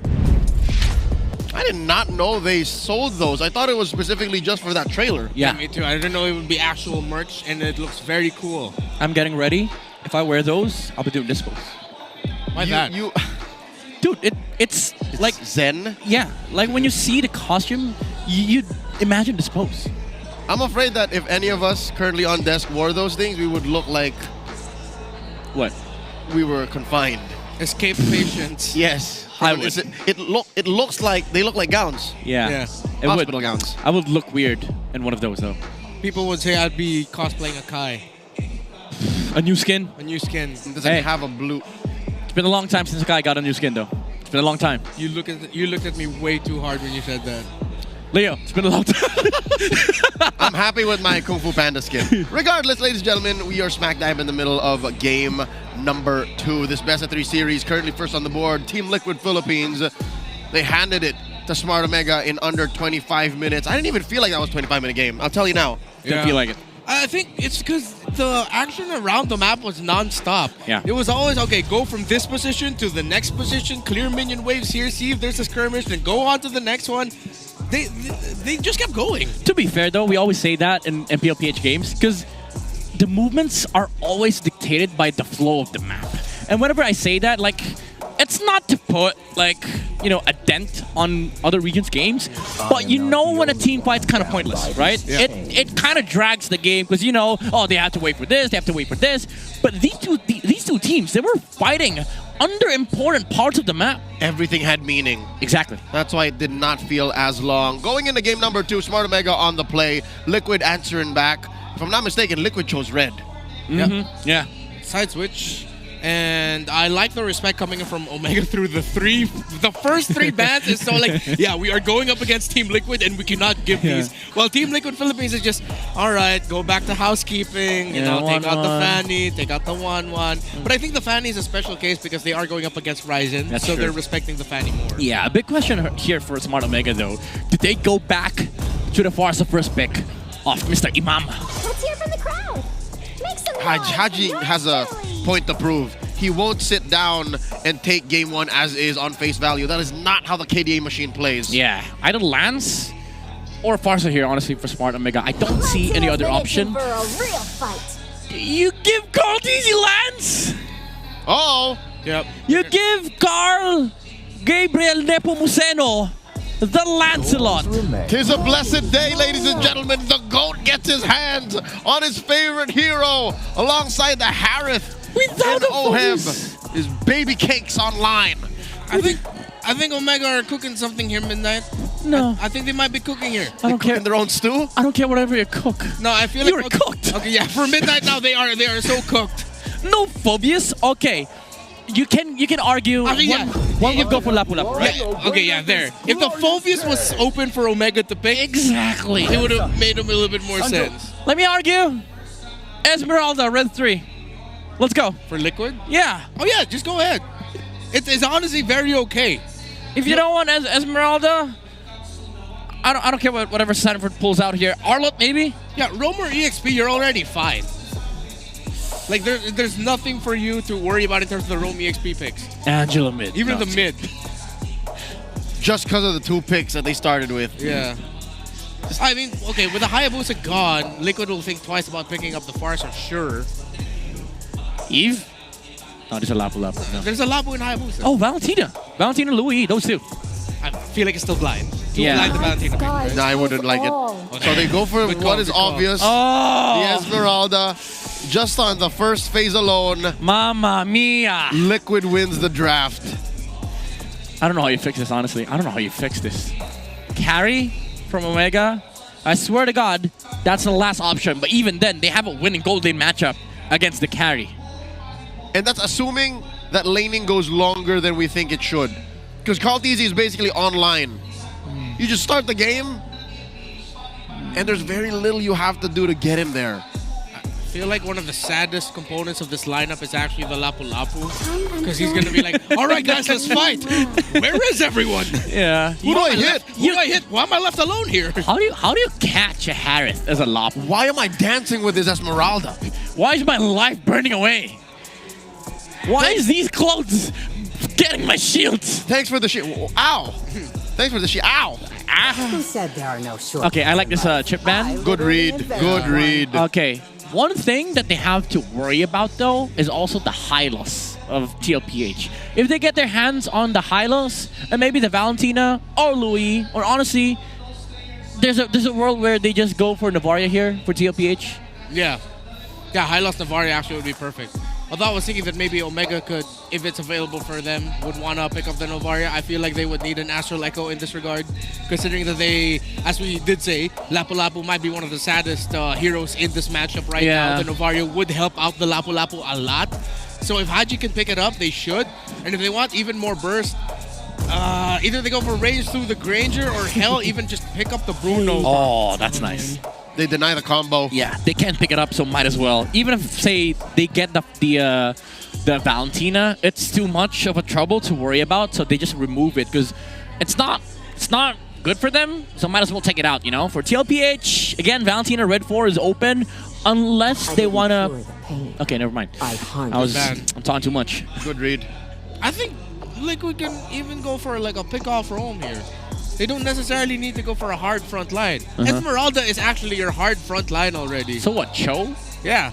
I was saying maybe Cho. Or maybe you get the Kag here and then Cho last pick. Can, yeah.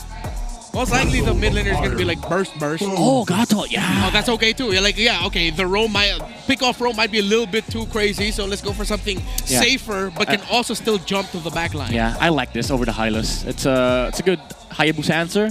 You get the Revitalize, even though the Hylos does the same, but you do get that backline access with the AOG. So dashes are gonna be important for Smart Omega. Maybe a hero like, I would say Carry's the only good choice here. You can't go Bruno. There's a Gato. Especially with the Gato.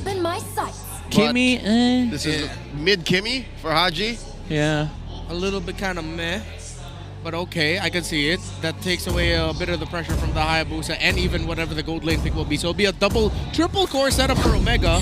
I've been waiting. Carry. Call me crazy. Zosk is good here for TLPH. You're crazy. You're crazy. I am crazy. Thank you.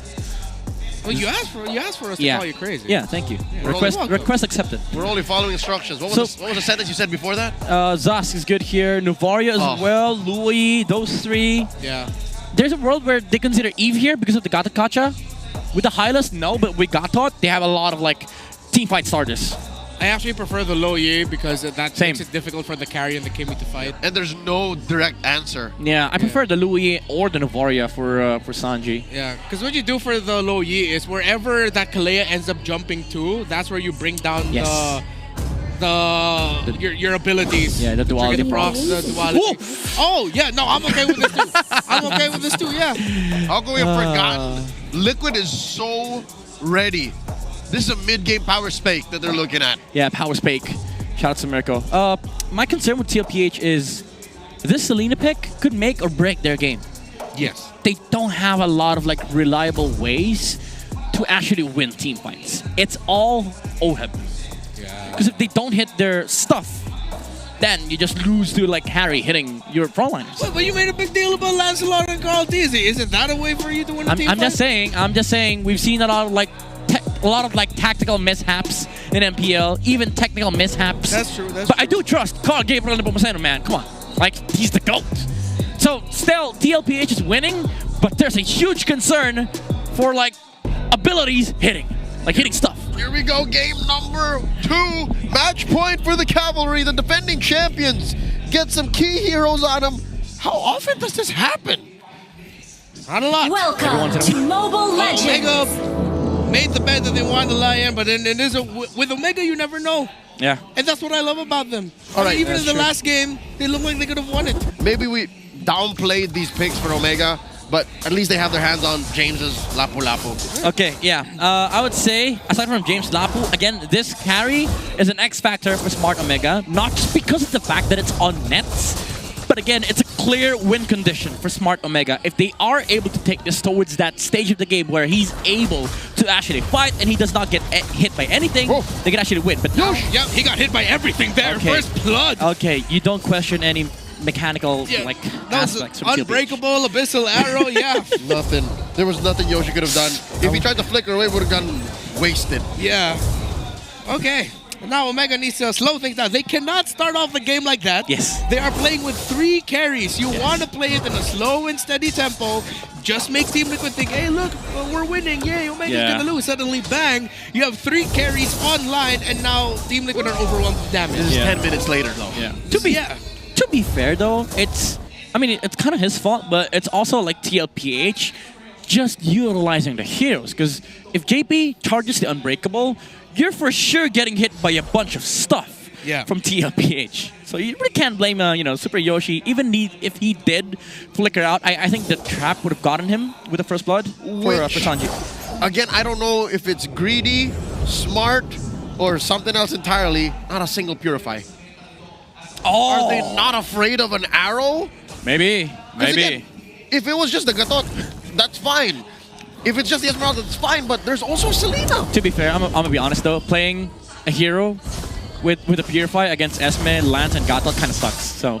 Yeah. Now Omega are finding it way too difficult to get close to this turtle, but Ryzen is going to be close enough. Super Yoshi James! The ultimate fighter with a line shaker to shake things up, but Carl TZ actually still walks away with the turtle. Ryzen gets taken down, Yoshi gets jumped on again with a combination of the Gatot Kaja and Selena. One of the few times that you do not go with James. Can confirm, every stuff hit from TLPH. Everything landed, and most especially the Lancelot landed on the foot of TLPH. Number 1 in the league. 52 games played, won about 70% of them. 67% to be exact. Number 1 in the world.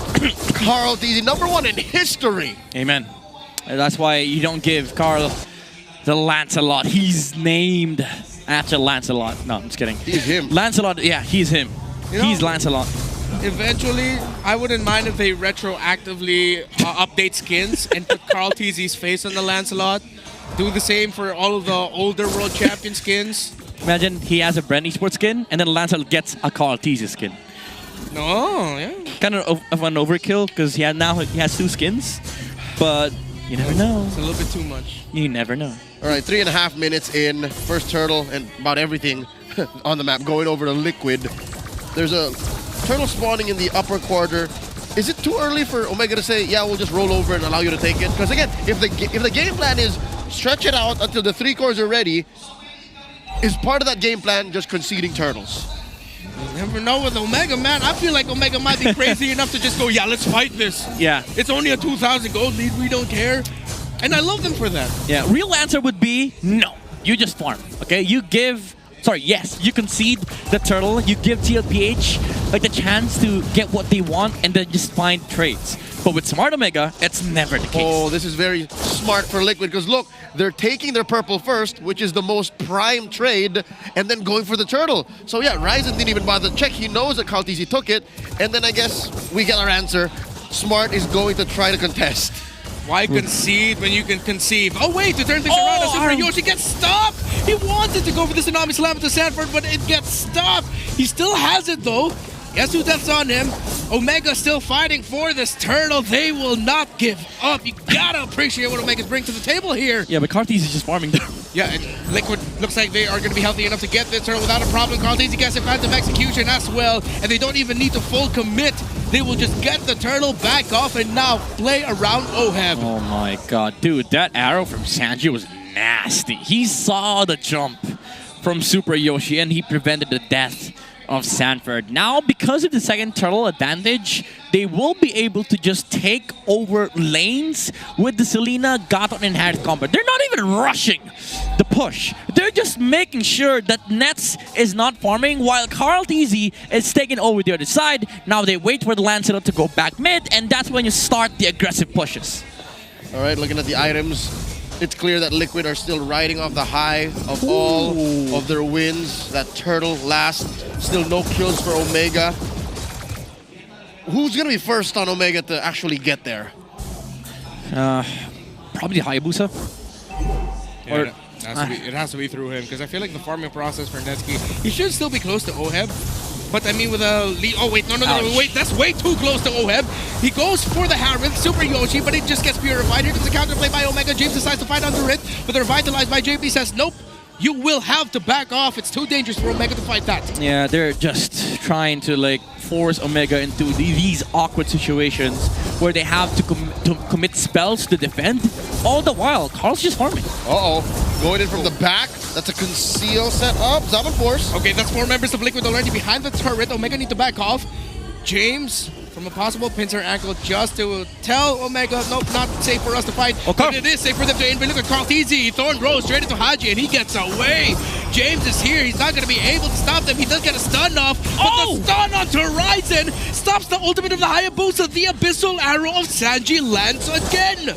Yeah, JP dies, however, but TLPH still with full aggression on the map, stopping Smart Omega from farming. After 2 minutes, though, they finally realized they had to send the carry bot side because he's been stuck on the top lane for the longest time. And he wasn't going to win any duels, especially since the turtle was going to be there. Members of Liquid will naturally rotate towards it, but Nets is playing with fire here. Nets is living on the edge. He's staying around. Ouch. Liquid are approaching a 4K gold lead, and I think Omega have just decided to concede. Yeah, that's all turtles going over to the cavalry. Hello? Okay. Finally, they decide to concede one to try and push out through the bottom lane.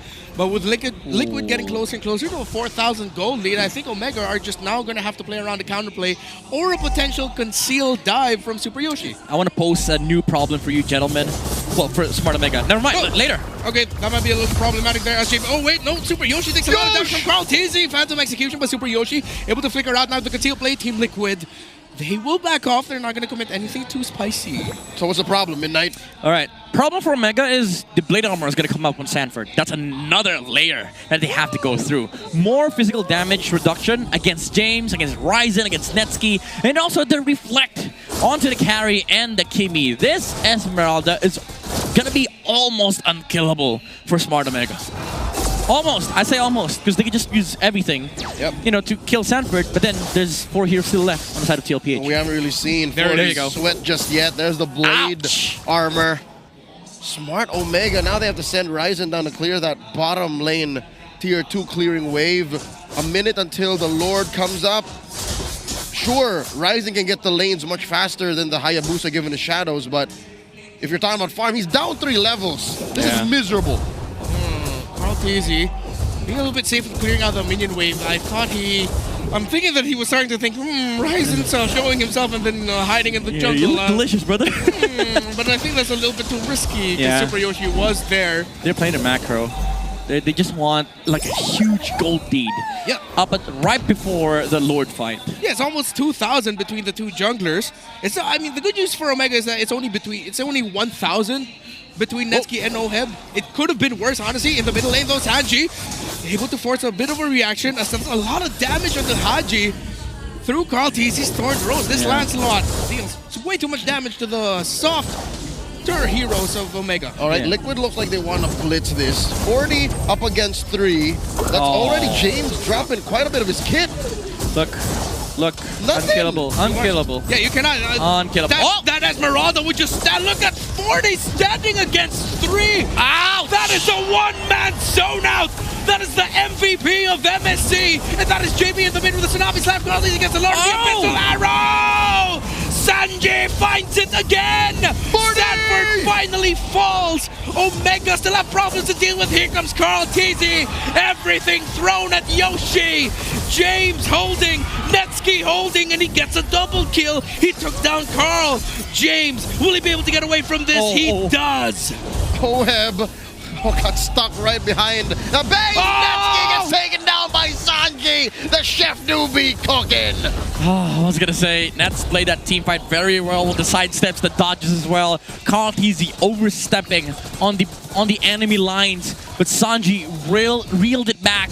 He started cooking with the arrows, hits Ryzen first, removing the shadow kill.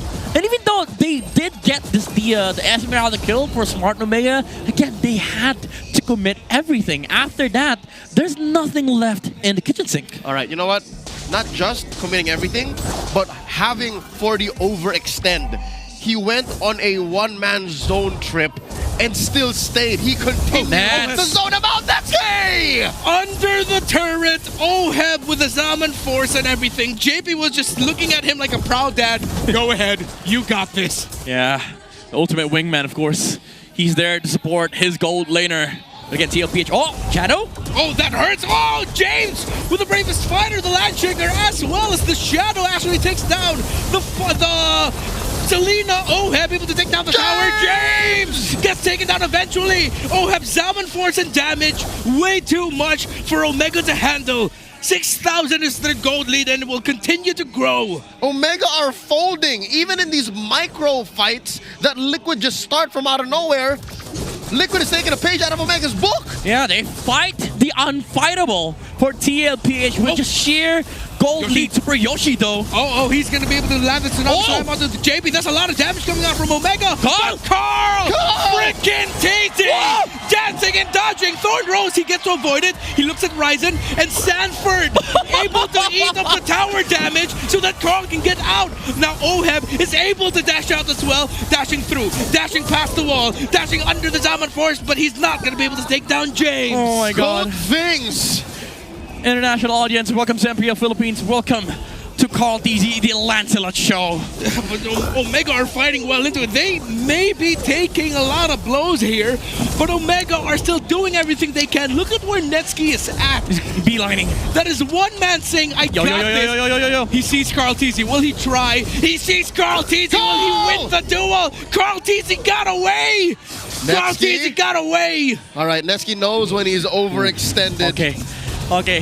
This is why I'm a big fan of Netsky's carry. He knows the limits of the hero. If Carl DZ used the ult there to dash in front of the carry, he might have died. Those kinds of positioning for a smart Omega are what keeps him alive in this game. Netsky's record in his carry has been really, really good. Even his positioning in the team fights. You know what? Netsky might actually be the third most named hero when I ask, most named player when I ask, hey, who do you think of when I say carry? It's Super Marco, Benny, and then Netsky. That's just how it is, folks. Lord over the Liquid. You know what's crazy about what Netsky did there? Him at level 12 with a 5,000 plus gold lead for the opponent. He said, I will run to the mid lane.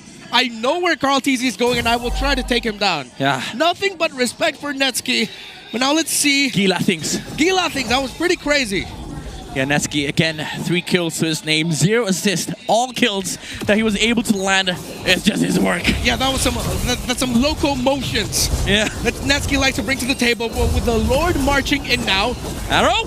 What kind of motion will work here for Liquid as they whittle down the towers of Omega? Ryzen took a lot of damage from Carl TZ up top in a 1v1. Netsky now has the Malefic Gun. 9,000. Little by little, Liquid have decided to wait for the minion waves first. Yeah, here's the problem for TLPH though. They have to watch out for the carry positioning. JP! Go for the taunt! Guessing unbreakable, but he gets a lot of damage. He's not able to AOG out. A little bit too deep there for JP. CC immune there. Ryzen goes in and he's able to avoid the damage from the Thorned Rose. Liquid are still in the lead, but Omega, what a defense! All right, a little bit of a bridged miscommunication. Yeah. I could have sworn Liquid was going to make the call and say, yeah, we're happy with this one turret down bottom. We'll wait until the next, but I guess there was a voice in their head saying, yeah, we can take mid. Yeah, it's kind of an oopsie from TLPH. I thought Sanford was going to jump in to land the ultimate onto the carry. But, you know, Netsky was just free hitting onto JP. Didn't even pop the Revitalize. Yeah, I think once JP committed that dash, he was like, all right, kind of messed up here, guys. I'm not even going to pop my Revitalize. That's cool. Stay back. Oops. It's fine. Don't worry. We still got this. Still an 8,000 gold lead. Yeah, try again next time. Wait for the Lord. Yeah, but again, Omega, we talk about their clutch gene. They do have that clutch gene. If Team Liquid slips up maybe 2 more times, you're going to see that 8,000 gold lead get wiped completely off, and Omega suddenly controlling more parts of the map. The conceal! Sanji, 2v1. Ryzen goes in with a shadow kill. JP with a revitalize, and he has to back off now. Ryzen, the abyssal arrows get landed to Super Yoshi. Can you smell where the chef is cooking? Another people's arrow hits. Sanford again zoning out 4v1. Another arrow gets thrown out, and Sanford is just standing in front of Omega again. Houdini moves on Super Yoshi. Could have sworn he was gonna die. Oh, be careful though. They have damage. We saw Netsky and James earlier dish out some poke damage onto Oheb. One hit from the Lapu Lapu was a half HP of the Harriet. Oh, arrow though. Missile arrow, Landshaker, lands. OJ! It's massive! It catches Netsky as well, but he's able to get away. He's trying to stand tall. Sanford from the zone out, but Oheb takes out Netsky. And under the Zaman force, it's a double kill for Oheb, a triple kill for Oheb, and a wipeout against Omega from Liquid. It's just a matter of time. The cavalry go wild. The MPL arena at capacity, screaming to their lungs. All the members of Liquid know it's over. What an emphatic win by Liquid. And here the Sheeshes in the arena. They just gotta flex on them first. A sweep for the cavalry. They set the record straight. All 2-0s. For the cavalry, they do not let the barangay curse go through. Overextended was Smart Omega. Again, they were hedging on Liquid making a mistake. And Yoshi, the fact that he used his